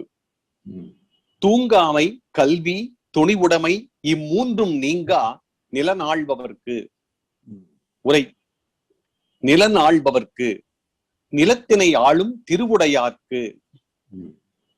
தூங்காமை, கல்வி, துணிவுடைமை இம்மூன்றும் நீங்கா அக்காரியங்களில் விரைவு உடைமையும் அவை அறிதற்கு ஏற்ற கல்வி உடைமையும் ஆண்மை உடைமையும் ஆகிய இம்மூன்று குணமும் ஒரு காலும் நீங்கா. உரைக்குறிப்பு. கல்வியது கூறுபாடு பின்னர் கூறப்படும். ஆண்மையாவது ஒன்றனையும் பாராது கடிதில் செய்வது ஆகலின் அகுதி ஈண்டு உபசார வழக்கால் துணிவு எனப்பட்டது. உம்மை இறந்தது தழிய எச்ச உம்மை. இவற்றுள் கல்வி 6 அங்கத்திற்கு உரித்து, ஏனைய வினைக்கு உரிய. நீங்கா என்பதற்கு மேல் எஞ்சாமைக்கு உரைத்தாங்கு உரைக்க. நீயே உரைத்துக்கொள், எனக்கு நேரம் இல்லை என்று விட்டு போகிறார். அதிலே நீங்கள் அந்த தூங்காமை என்பதற்கு உரையிலே விளக்கம் எழுதி விட்டார். அதாவது விரைவு உடைமை, எப்பொழுதும் விரைவுடைமை. சோறுதல் என்ற பேச்சு நிர்வாகத்திலே எந்த நிமிஷத்திலும் அதற்கு இடமில்லை. எவ்வளவு வேகமாக நான் எடுத்துக்கொண்ட வேலையை செய்ய வேண்டும் என்று ஒருவன், ஏனென்றால் உங்களுக்கு தெரியும், நிர்வாகம் என்பது ஒரு ரேஸ், ஒரு பந்தயம். ஒரு ஒரு ஒரு நான் நல்லா முன்னே வந்து விட்டேன் என்று ஒரு கொஞ்ச நேரம் ஒருவன் இருந்தால் பின்னாலே வருகிறவன் தாண்டி ஓடி போய் விடுவான். ஆகவே முன்னே வந்து விட்டேன் என்று நீ நினைக்கப்படாது, தொடர்ந்து ஓடிக்கொண்டிருக்க வேண்டும். அதான் நமக்கு இந்த ஆமை முயல் பந்தய கதை ஒன்று வைத்திருக்கிறார்கள் அல்லவா? அதாவது முயல் ஆமை கதை என்று அதுக்கு பெயரே. முயலாமை கதை சேர்த்தால், முயல் ஆமை கதையை சேர்த்தால் முயலாமை கதை, அதாவது முயலாமல் இருக்கிற கதை தான் அந்த கதை. முன்னுக்கு போய் வந்துட்டேன், முயல் ஓட்டம் அங்கே, ஆமை ஓட்டம் அங்கே. முன்னுக்கு வந்து விட்டேன் என்று கொஞ்சம் சோர்ந்ததுனாலே ஆமை ரேசிலே முந்தியது. அதுபோலத்தான் நிர்வாகத்திலே நான் எங்கோ நிற்கிறேன், பின்னாலே இருக்கிற அடுத்த எதிரி எங்கேயோ நிற்கிறான் என்று சோர்வாயால் எதிரி உன்னை வீழ்த்துவதற்கு வழிபார்த்து கொண்டே இருப்பான். உன்னுடைய சோர்வு அவனுக்கு வாசல் திறந்து விடும். ஆகவே சோர்வின்மையோடு இருக்க வேண்டும் என்பதை அழுத்தி சொல்லுகிறார். அடுத்த குறள் போலாங்களாமா? போலாங்க. குறள் எண் 384. அரண் இழுக்காது அல்லவை நீக்கி மரண் இழுக்கா மானம் உடையது அரசு. உரை: அரண் இழுக்காது, தனக்கு ஓதிய அறத்தின் வழுவாது ஒழுகி, அல்லவை நீக்கி, அரண் அல்லவை தன் நாட்டின் கண்ணும் நிகழாமல் கடிந்து, மரண் இழுக்கா மானம் உடையது அரசு. வீரத்தின் வழுவாத தாழ்வு இன்மையினை உடையான் அரசன். மானம் என்பதற்கு என்ன எழுதுகிறார் பாருங்கள், தாழ்வின்மை. மானம் என்பது இன்னொருவருக்கு நாம் தாழ்ந்து போகாத தன்மைதான் மானம். மானம் என்பதற்கு தாழ்வின்மை என்று எழுதுகிறார். இதுல என்ன சொல்ல வருகிறார்? இதுவும் ரொம்ப, இது தமிழருக்கான தனி நிர்வாக பகுதி. நான் தமிழருக்கான தனி நிர்வாக பகுதி வரைக்கும் அங்காங்கே சொல்லுவேன். இப்ப மேல் சொன்னதெல்லாம் எந்த நாட்டிலே நிர்வாகம் சொன்னாலும் இது பொருந்தும். அதாவது 6 அங்கம் இல்லாமல் ஒரு நிர்வாகம் நடத்த முடியாது. அது எந்த நாட்டுக்கும் அதுதான் பொது. அதுபோல முதல் சொன்ன 4 என்ன, அஞ்சாமை, ஈகை, அறிவு, ஊக்கம், அது பிறகு தூங்காமை, கல்வி, துணிவுடைமை, இந்த 7ம் எந்த நாட்டின் நிர்வாகம் நடத்துகிறவனுக்கும் தேவை. எல்லா நிர்வாக நூல்களும் இதை பெரும்பாலும் சொல்ல வேண்டும். இப்போ சொல்வது தமிழர்களுடைய தனி பார்வை. என்ன பார்வை என்றால், குறள் என்ன குறள் சொல்லுங்கள்? அரண் இழுக்காது அல்லவை நீக்கி மரண் இழுக்கா மானமுடையது அரசு. இதுல என்ன சொல்ல வருகிறார் என்றால், நிர்வாகம் நடத்துகிறவன் முதலிலே தான் வரையறுக்கப்பட்ட அறங்களுக்கு கட்டுப்பட்டு நடக்க வேண்டும். இது ரொம்ப முக்கியம். நான் தலைவன், ஏனென்றால் அவன் தலைவனாக இருக்கிற காரணத்தினால் அவனை கண்டிக்கிற அல்லது அவனை நெறிப்படுத்துகிற வேலையை ஒருவரும் செய்ய முடியாது. தலைவன் முடிவெடுக்கிற தனி உடையவன், துணிவுடைமை உள்ளபடியால் அவனை முடிவெடுப்பான் என்பதற்காக என்னுடைய நிர்வாகம் தானே, நான் என்ன முடிவும் எடுக்கலாம் என்று செய்ய முடியாது. எல்லாருக்கும் பொதுவான ஒரு அறம் இருக்கும். இந்த அலுவலகம் என்றால் இந்த அலுவலகத்துக்கான சட்டதிட்டங்கள் இருக்கும். அதை அந்த தலைவன் முதலிலே கடைபிடிக்க வேண்டும். அது ரொம்ப முக்கியம். பிறகு தன் நாட்டின் கண்ணும் அந்த பிழைகள் நடக்காமல் கண்டிக்க வேண்டும். இது ரொம்ப முக்கியமானது. தான் திருந்தித்தான் தன்னுடைய நிர்வாகத்தை திருத்துவது. நான் என்ன இஷ்டத்துக்கு எதுவும் செய்ய, ராஜாஜியை பற்றி சொல்லுகிற பொழுது சொல்வார்கள், அவருடைய அலுவலகத்திலே எல்லாரும் பிந்தி வந்தார்களாம். ராஜாஜி என்ன செய்தாராம், குறித்த நேரத்திலே அவர் வந்து அலுவலகத்திலே உட்கார்ந்து விடுவாராம். அவர் முதலமைச்சராக இருந்த காலத்திலே. உடனே வருகிறவர்களுக்கு நடுங்கி போய் விடுவார்களாம். அதுக்கு பிறகு அந்த அலுவலகம் சரியாக நடந்தது என்பார்கள். அவர் வந்து விடுவார் என்பதனாலே எல்லாரும் முன்னே வந்து விடுவார்கள் என்பதை ஒரு வழக்கமாக சொல்வார்கள். அது உண்மை. நிர்வாகம் நடத்துகிறவன் நிர்வாகத்திலே தான் வகுத்திருக்கக்கூடிய சட்டங்களுக்கு தான் கட்டுப்பட வேண்டும். நான் தானே சட்டம் வகுத்தவன், கட்டுப்படுத்த முடியாது என்று சொன்னால் அந்த நிர்வாகம் தொலைந்து போய்விடும். இந்த அறநிலைக்காது என்பது இது ஏன் இதை சொல்லுகிறார் என்றால், ஏதாவது ஒரு தர்மத்துக்கு கட்டுப்படாமல் செயல்பட்டால் அந்த நிர்வாகம் நீ என்ன கெட்டிக்காரனாக இருந்தாலும் விழும். அதைத்தான் இளங்கோவடிகள் அரசியல் பிழைத்தோர்க்கு அறம் கூற்றாகும் என்றார். நீ வேறு ஒருவரும் உனக்கு கூற்றாகவில்லை, தர்மமே உனக்கு. ஏனென்றால் அறம் என்பது தர்மம், தர்மம் என்பது இயற்கை. இயற்கையோடு முரண்பட்டால் இயற்கை அழித்து விடும் ஒருவனை. காலாகாலமாக நீங்கள் பார்த்தால் எல்லா தலைவர்களுக்கும் இது நடந்திருக்கிறது. பிழையானவர்கள் நிலைத்தது இல்லை, விழுந்து போகும். அதனாலே தான் அறவயப்பட்டு இயங்க வேண்டும் என்பது முக்கியம். ராவணன் முதல் நாள் யுத்தத்துக்கு வந்து தோற்று போய் நிற்கிறான். தோற்று போய் நிற்கிற பொழுது ராமன் பேசுவதாகவும் கம்பன் பேசுவதாகவும் 2 இடங்கள் அது இருக்கின்றன. அதிலே கம்பன் சொல்லுகிறது ஒன்று இருக்கிறது, ராமன் சொல்லுவான், இது என்னுடைய வெற்றி என்று கருதாதே, அறத்தினுடைய வெற்றி என்று கருது என்பான். உன்னை நான் அடித்து விட்டேன் என்பது நான் என்னுடைய வீரத்தாலே, நீ அறப்பிழை செய்தாய், அதனாலே அறம் என் மூலமாக உன்னை அடித்திருக்கிறது. கம்பனும் அந்த இதை கவிக்கூற்றாக உறுதி செய்வான். அந்த இடத்தை எடுத்து நீங்கள் போய் பாருங்கள். இது 2ம் முக்கியமானது. வகுக்கப்பட்ட அறங்களுக்கு முதல் நிர்வாக தலைவன் தான் கட்டுப்பட வேண்டும். பிறகு தன்னை சார்ந்த நிர்வாகத்துக்குள்ளும் அந்த அறங்களை பதிய செய்வான், அது மீறாமல் பார்த்து கொள்ள வேண்டும். அதைத்தான் இந்த குறள் சொல்லுகிறது. திருப்பி படியுங்கள் முதல்ல இருந்து. அரண் இழுக்காது அல்லவை நீக்கி மரண் இழுக்கா மானம் உடையது அரசு. உரை: அரண் இழுக்காது, தனக்கு ஓதிய அறத்தின் வழுவாது ஒழுகி. பாருங்கள், அறம் இழுக்காதை அரசனிலே பொருத்தி சொல்லுகிறார். தனக்கோதிய அறங்களில் வழுவாது ஒழுகி. அல்லவை நீக்கி, அரண் அல்லவை தன் நாட்டின் கண்ணும் நிகழாமல் கடிந்து. நீ கடைப்பிடி, பிறகு உன்னுடைய நிர்வாகத்திலும் அது மாறாமல் பார்த்து கொள்ள வேண்டும். கடிந்து என்று சொல்லுகிறார். அதாவது மீறுகிற பட்சத்திலே அதை கடிய தயாராகி இருக்க வேண்டும். இது 2ம் முக்கியம் என்கிறார். இது 2ஓடு முடிக்கவில்லை, இன்னும் சொல்ல போகிறார். மரம் இழுக்கா மானம் உடையது அரசு. வீரத்தின் வழுவாத தாழ்வு இன்மையினை உடையான் அரசன். 2 விஷயம் இதுல இருக்க 2வது வரியிலே சொல்லப்படுகிறது. ஒன்று, வீரத்தில் வழுவக்கூடாது. அவனவனுக்கென்று ஒரு சுயம் இருக்க வேண்டும். அவனவன் நிர்வாகத்துக்கென்று ஒரு சுயம் இருக்க வேண்டும். எல்லாவற்றையும் அட்ஜஸ்ட் பண்ணி கொண்டு போவோம் என்கிறதுக்கு பெயர் அது வெற்றியானாலும் ஒரு தகுந்த வெற்றியாக கருதப்பட மாட்டாது. அவனவனுக்குரிய தகுதியோடு அந்த வெற்றி, அதுதான் மரணிழுக்காது என்கிறார். வீரத்தினின்றும் வழுவாது. மானமுடையதற்கு என்ன எழுதுகிறார்? தாழ்வு இன்மையினை உடையான். தாழ்வின்மையினை உடையது. வீரத்தினின்றும் வழுவக்கூடாது. தேவையில்லாதவற்றுக்கு தாழ்வு தன்னை தாழ்த்தி கொள்ளக்கூடாது. வெற்றி நோக்கி தாழ்த்தி கொள்ளுகிறவர்கள் பல பேர் இருக்கிறார்கள். அது இப்போதைய தலைவர்களை மிகச் சுலபமாக காட்சி பொருளாகவே நாம் உதாரணமாக பார்க்கிறோம். தவண்டு சென்று பதவியேற்றவர்களை எல்லாம் நாங்கள் இந்த தொலைக்காட்சியிலே பார்க்கக்கூடியதாக இருக்கிறது. அதுதான் அந்த தாழ்தல் என்பதற்கு அர்த்தம். தாழ்ச்சி இன்மையோடு இருக்க வேண்டும் என்பதையும் சொல்லுகிறார். ஆகவே தான் அறத்தை கடைபிடிக்க வேண்டும், தன் நிர்வாகத்துக்குள்ளே அறம் நிலைக்குமாறு செய்ய வேண்டும். அதற்கு பிறகு வீரத்தோடு இருக்க வேண்டும். அதுக்கு 4வது மானத்தோடு இருக்க வேண்டும். இந்த 4ஐயும் சொல்லுகிறார். மரண் இழுக்கா மானம் உடையது அரசு, வீரத்தின் வழுவாத தாழ்வு இன்மையினை உடையான் அரசன். உரைக்குறிப்பு: அவ்வறமாவது ஓதல், வேட்டல், ஈதல் என்னும் பொது தொழிலினும் படைக்கலம் பயிரல் பல்லுயிர்.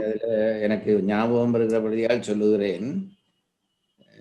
மறைந்த முதல்வர் ஜெயலலிதாவிடம் இந்த பண்புகளிலே பலது இருந்தது. ஒரு தலைவருக்குரிய பண்புகளிலே பலது இருந்தது. ஆனால் இந்த முதலில் சொன்ன விஷயத்தை அவர் தவற விட்டு விட்டார். அதாவது அறநிழுக்காது என்பது இல்லை, நான் இன்னமும் செய்யலாம் என்ற நினைப்பு தான் அவரை வீழ்த்தியது. மற்றும்படி அந்த மரநிழுக்கா மானம் எல்லாம் அந்த அம்மையாரிடம் நான் கேள்விப்பட்டு ஆச்சரியப்பட்டிருக்கிறேன். பிரதமர் நடத்திய கூட்டத்திலேயே தமிழ்நாட்டுக்கு முக்கியத்துவம் தரவில்லை என்று கூட்டத்திலிருந்து இடையிலே எழும்பி வந்த சம்பவம் நடந்திருக்கிறது. இதுதான் அந்த மரநிலுக்கா மானம் உடையது அரசு. தனக்கு தாழ்ச்சி வருகிற பொழுது எவரானாலும் தூக்கி எறிந்து விட்டு வெளியிலே வந்து விடுவேன் என்கின்ற துணிவெல்லாம் ஒரு இனத்தலைமை தாங்குகிறவனுக்கு முக்கியம். ஏனென்றால் அவனுடைய தாழ்ச்சி என்பது இனத்தாழ்ச்சியாக போய்விடும். அது ரொம்ப முக்கியம். அதுபோல நிர்வாகத்தில் இருக்கிற எல்லாருக்கும் முக்கியம். தன்னுடைய நிர்வாக தாழ்வு என்பது நிர்வாகம் சார்ந்த அத்தனை பேருடைய தாழ்வாகவும் போய்விடும் என்றபடியால் தான் அதை இங்கே அழுத்தி சொல்லுகிறார். இனி உரை குறிப்புக்குள்ளே போக. உரை குறிப்பு: அவ்வறமாவது ஓதல், வேட்டல், ஈதல் என்னும் பொது தொழிலினும் படைக்கலம் பயிரல், பல்லுயிர் ஓம்பல், பகைத்திறம் தெருதல் என்னும் சிறப்பு தொழிலினும் வழுவாது நிற்றல். இது நீங்கள் இந்த பரிமேலழகர் அக்கால பண்பினோடு சொல்லப்பட்ட விஷயங்களை இக்கால பண்புக்கு ஆக்கி கொண்டு நீங்கள் அதை நிர்வாகத்தை வழங்க வேண்டும். இந்த அவனுக்கு ஓதப்பட்ட அறத்தின் வழி நிற்றல் என்றால் என்ன என்று பரிமேலழகர் விளக்கம் சொல்லுகிறார். அதை 2ஆக பிரிக்கிறார். ஒன்று பொது தொழில், சிறப்பு தொழில் என்று பிரிக்கிறார். அதிலே அரசனாக இருக்கிறவனுக்கு கட்டாயமாக இருக்க வேண்டிய 3 சொல்லுகிறார். ஓதல், வேட்டல், ஈதல். ஓதல், வேட்டல், ஈதல். இதெல்லாம் அரசனுக்கு இயல்பாக இருக்க வேண்டிய விஷயங்கள். அவன் ஓதல் என்பது படித்தெழுது, வேட்டல் என்பது வேள்வி முதலிய, அதாவது உலக நன்மைக்காக சில காரியங்கள் செய்வது, அதுதான் வேட்டல். அடுத்தது கொடைத்தன்மை, ஈதல். இதெல்லாம் தனக்கு வகுக்கப்பட்ட தலைவனுக்கு இருக்க வேண்டிய அறங்கள். இது பொதுவாக எல்லாருக்கும் இருக்க வேண்டிய அறங்கள். அதற்கு பிறகு சிறப்பு தொழிலாக அவனவன் சார்ந்த துறை சார்ந்த அறிவை பெற்றுக்கொள்வது.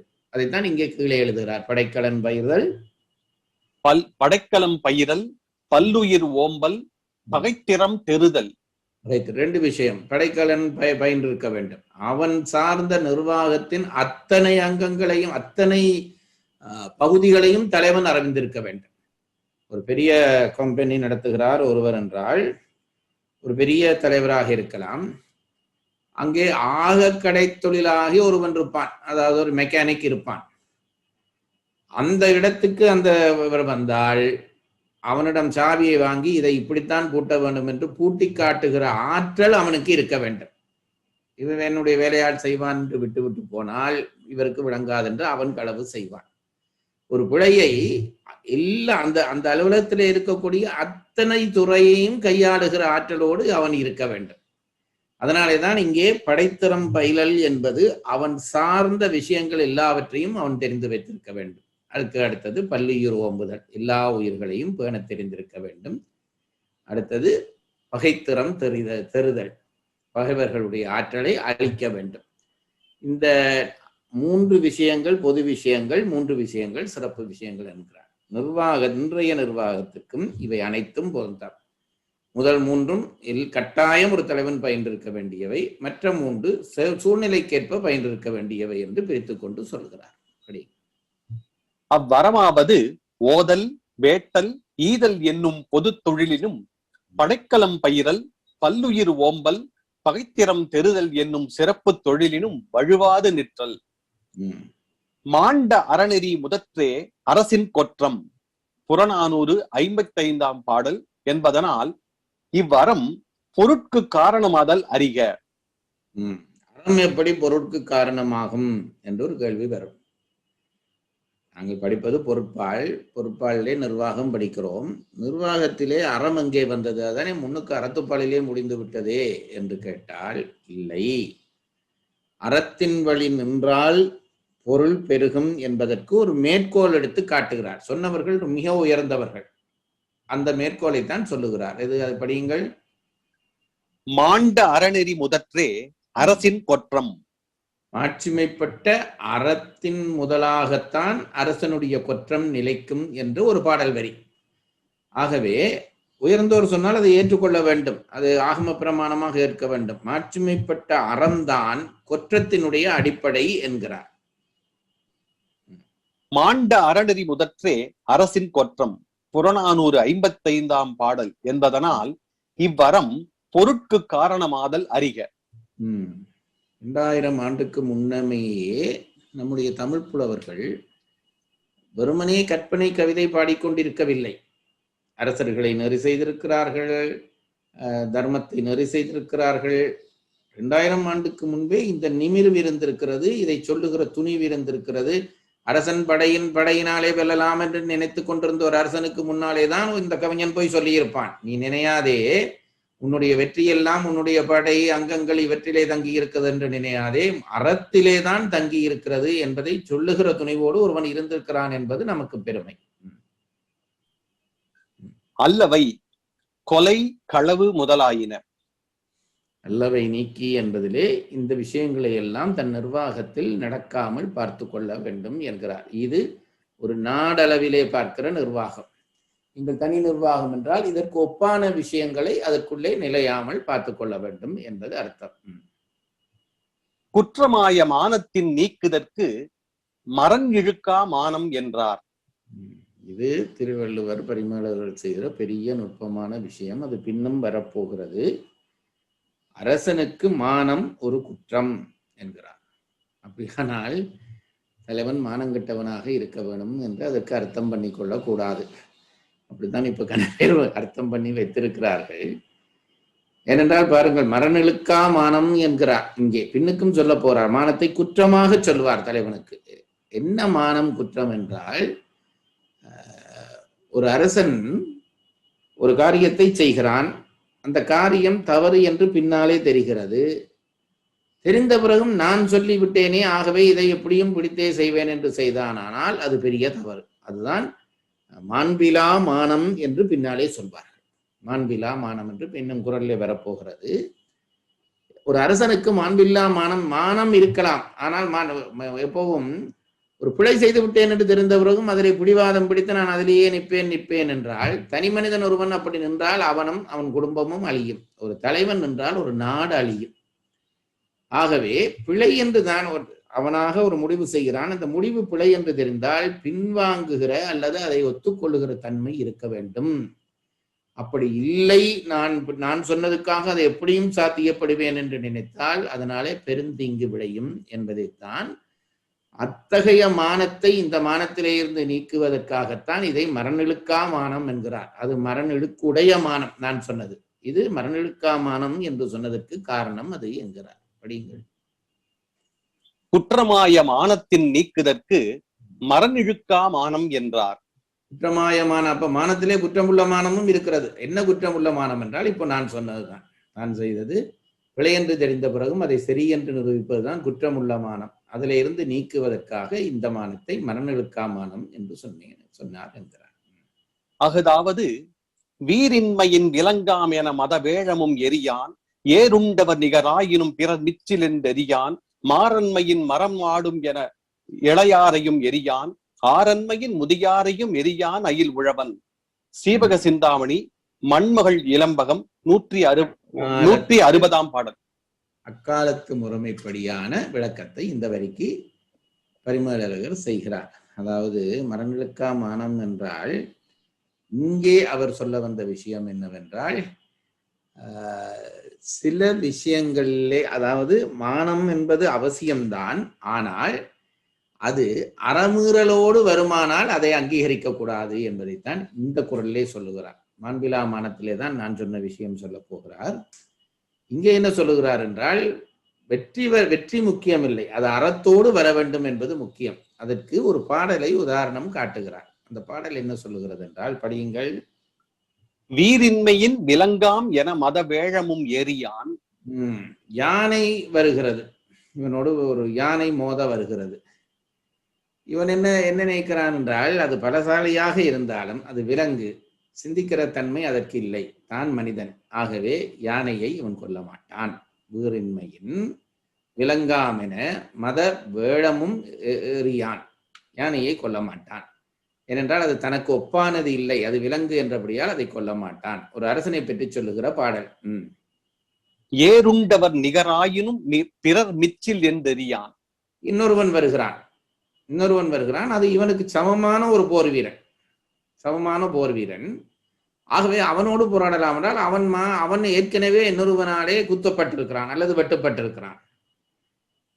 இன்னொரு எதிரியாலே வெட்டப்பட்ட ஒருவன் வருகிறான். வந்தவனை பார்த்தவுடனே இவனுக்கு சமமான வீரன் தான், ஆனால் அவனோடும் போர் செய்ய மாட்டானாம். ஏனென்றால் இவன் இன்னொருவனுடைய எச்சில், நாம் சாப்பிட்டு மிச்சம் விட்ட விஷயத்தை எச்சில் என்று சொல்கிறோமே, இன்னொருவன் போராடி காயப்படுத்தி விட்டதனாலே இவன் எச்சில், அதனை நான் செய்யக்கூடாது என்று இவன் செய்ய மாட்டானாம். அந்த காலத்திலே இதை ரொம்ப முக்கியமாக கருதினார்கள். ராவணனை வீழ்த்தி விடுகிறான், ராவணன் இறந்து படுகிறான், கிட்டடியிலே வந்து பார்க்கிறான், அவனுடைய முதுகிலே காயம் இருக்கிறது. முதுகிலே காயம் இருந்த உடனே ராமன் வெட்கப்பட்டு பேசுகிறான், ஐயோ இவனையா கொண்டு விட்டேன், இவன் புறமுதுகு காயம்பட்டவன் ஆயிட்டே என்று பேசுகிற பொழுது, அதுவரை தமையன் என்று நினையாமல் என்ற வீடனன் அது பொறுக்காமல், இல்லை நீ நினைப்பது தவறு, அவன் புறமுதுகிலே காயம்பட்டவன் இல்லை, இது எப்படி வந்தது என்பது விவரத்தை சொல்வதாக ஒரு பகுதி இருக்கிறது. ஆகவே இன்னொருவனாலே தாக்கப்பட்டவனை தாக்குவது என்பது அது எச்சில் சோறு உண்பதற்கு சமம் என்பதனாலே அவனையும் இவன் அறிய மாட்டானாம். அவ யானையை கொல்ல மாட்டான், தனக்கு சமமானவனாக இருந்தாலும் இன்னொரு நாளே தாக்கப்பட்டவனை அடிக்க மாட்டான். மூன்றாவது, மாரன்மையின் மரம் வாடும் என்று இளையாரையும் எரியான். சின்னப்படியான் ஒருவன் வருகிறான், அவன் தனக்கு மாறானவன் என்று கருதினாலும் அவனை இளையவனாக இருக்கிறபடியால் அவன் எனக்கு பொருத்தமான நான் எதிர்க்க பொருத்தமானவன் இல்லை என்று அவனையும் அடிக்க மாட்டான். ஆரன்மையின் முதியாரையும் எரியான் அயில் உழவன். வழி சரியான முறையில்லை என்றபடியால் முதியவர்களையும் அறிய மாட்டான். அப்போ யானையை கொல்ல மாட்டான், மற்றவனாலே அடிக்கப்பட்டவனை கொல்ல மாட்டான், இளையவர்களை கொல்ல மாட்டான், முதியவர்களை கொல்ல மாட்டான். ஆகவே வெற்றி நோக்கி இதையெல்லாம் செய்யாமல் இருப்பதுதான் மரமிழுக்கா மானம் என்பதற்கு உதாரணம் காட்டுகிறார். சீவக சிந்தாமணி மண்மகள் இளம்பகம் 160 பாடல் எனவும் அழியுணர் புறக்கொடை அயில்வேல் ஒச்சான் புறப்பொருள் வெண்பா மாலை வஞ்சிப்படலம் 20 பாடல் எனவும் சொல்லப்படுவது. இன்னொருவனிடம் அம்புபட்டு அடிபட்டவனுக்கு மேலே இவன் அம்பு போட மாட்டான் என்கிறது இன்னொரு மேற்கோள் காட்டுகிறார். அரசனது தன்மை. இங்கே அரசு என்றுதான் குரலை வாசியுங்கள். அரண் இழுக்காது அல்லவை நீக்கி மரண் இழுக்கா மானம் உடையது அரசு. அரசு என்றுதான் இருக்கிறது. உரை எழுதியக்க அரசன் என்று உரை எழுதுகிறார். நீங்கள் அதை பார்த்தீர்கள் தெரியும். அரசு என்பது அரசனது தன்மை என்றபடியால் அந்த உரையிலே அரசன் என்றே உரை எழுதுகிறதை நீங்கள் கவனித்துக் கொள்ள வேண்டும். அரசனது தன்மை அகுது உபசார வழக்கால் அவன் தன் மேல் நின்றது. முதல் சொன்னது போலதான், உபசார வழக்கினாலே அரசனது தன்மை அரசனை குறித்து நிற்கிறது. அதனாலேதான் அரசு என்பதற்கு அரசன் என்று உரை எழுதுகிறார். குறள் எண் 384 மறுவாசிப்பு. அரண் இழுக்காது அல்லவை நீக்கி மரணிழுக்கா மானம் உடையது அரசு. உரை: அரண் இழுக்காது தனக்கு ஓதிய அறத்தின் வழுவாது ஒழுகி, அல்லவை நீக்கி அரண் அல்லவை தன் நாட்டின் கண்ணும் நிகழாமல் கடிந்து, மரண் இழுக்கா மானம் உடையது அரசு. வீரத்தின் வழுவாத தாழ்வு இன்மையினை உடையான் அரசன். உரைக்குறிப்பு: அவ்வறமாவது ஓதல், வேட்டல், ஈதல் என்னும் பொது தொழிலினும், படைக்கலம் பயிரல், பல்லுயிர் ஓம்பல், பகைத்திறம் தெருதல் என்னும் சிறப்பு தொழிலினும் வழுவாது நிற்றல். மாண்ட அறநெறி முதற்றே அரசின் கொற்றம். புறநானூறு 55 பாடல் என்பதனால் இவ்வறம் பொருட்கு காரணமாதல் அறிக. அல்லவை கொலை, களவு முதலாயின. குற்றமாய மானத்தின் நீக்குதற்கு மரண் இழுக்கா மானம் என்றார். அகுதாவது வீரின்மையின் விலங்காம் என மத வேழமும் எரியான், ஏறுண்டவர் நிகராயினும் பிற மிச்சிலென் எரியான், மாரன்மையின் மரம்பாடும் என்று இளையாரையும் எரியான், ஆரன்மையின் முதியாரையும் எரியான் அயில் உழவன். சீவக சிந்தாமணி மண்மகள் இளம்பகம் 160 பாடல் எனவும் அழியுணர் புறக்கொடை அயில்வேல் ஒச்சான் புறப்பொருள் வெண்பா மாலை வஞ்சிப்படலம் 20 பாடல் எனவும் சொல்லப்படுவது. அரசனது தன்மை அகுது உபசார வழக்கால் அவன் தன் மேல் நின்றது. இன்றைக்கு 3 குறள்கள் படித்திருக்கிறோம். அதிலே முதல் ஒரு குறள் அன்றைக்கே படித்து விட்டோம். அதிலே 6 அங்கம் தேவை என்றார். இன்றைக்கு படித்த 3 குறள்களிலே 7 பண்புகள் தேவை என்கிறார். இயல்பாக 7 பண்புகள் தேவை என்கிறார். அஞ்சாமை, ஈகை, அறிவு, ஊக்கம், தூங்காமை, கல்வி, துணிவுடைமை என்கின்ற 7 பண்புகள் தேவை அரசனிடம். அது இயல்பாக இருக்க வேண்டும், எப்போதும் இருக்க வேண்டும், எந்த நேரத்திலும் இருக்க வேண்டும் என்று இந்த 2ஐயும் சொல்லுகிறார். அதற்கு பிறகு அறம்பேணி நிர்வாகம் செய்ய வேண்டும், தான் அறம்பேண வேண்டும். அதற்கு பிறகு தன்னை சார்ந்த நிர்வாகத்துக்குரிய பகுதிக்குள்ளே அறம்பேண வேண்டும்.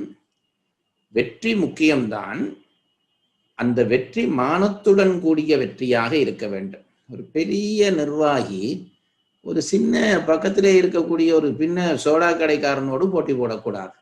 போட்டி போட்டால் அது வெற்றி பெற்றாலும் அது நிர்வாகத்துக்கு தாழ்வுதான். இதையெல்லாம் தமிழர்கள் பேணி இருக்கிறார்கள். அவனுடைய தகுதிக்கேற்ப இடத்திலே தான் அவன் போட்டி போட வேண்டும். அதைத்தான் இந்த போரிலே வைத்து சொல்லுகிறார்கள். தனக்கு பொருத்தம் இல்லாதவர்களை அவன் வெல்ல மாட்டான், வெல்ல நினைக்க மாட்டான் என்பது. இப்போ எல்லாம் சின்ன சின்ன கடையையும் ஒரு பெரிய பெரிய கம்பெனிகள் மூட வைக்கிறார்கள் என்று படிக்கிறோம். அப்படி செய்யக்கூடாது. அவனுடைய மானத்துக்கு தகுந்த வேலையை அவன் செய்ய வேண்டும். ஆகவே அறம்பேண வேண்டும், தன்னை சார்ந்தவர்களிடம் பேணிவிக்க வேண்டும், வெற்றி பெற வேண்டும், வெற்றியை மானத்தோடு பெற வேண்டும் என்கின்ற இந்த விஷயங்களை இன்றைய 3 குறளிலே படித்தோம். 7 பண்புகள். அது எல்லா தலைமைக்கும் உரியது. இந்த அறம்பேணுதல், தான் அறவழி நிற்றலும், தன்னை சார்ந்தவரிடம் அறத்தை நிர்வாகத்தின் ஊடாக செலுத்துவதும் வெற்றி, மானத்தோடு வெற்றி என்பது தமிழர்களுடைய தனிப்பண்பாட்டினுடைய அடையாளங்களாக இருக்கக்கூடிய பகுதி என்பதோடு இன்றைய வகுப்பை நிறைவு செய்யும். குறள் சொல்லும் நெறியை வாழ்வியலோடு இணைத்து நம்மையும் நம்மோடு சேர்ந்த சமூகத்தையும் உயர்த்துவோம். தொடர் வகுப்பின் பயன் அனைவருக்கும் சேரும் இந்த நோக்கத்தில் பங்கு கொண்டதற்கு நன்றி. இந்த தொடர் வகுப்பின் மற்றும் பகுதிகளை கேட்டு மகிழ www.karka.in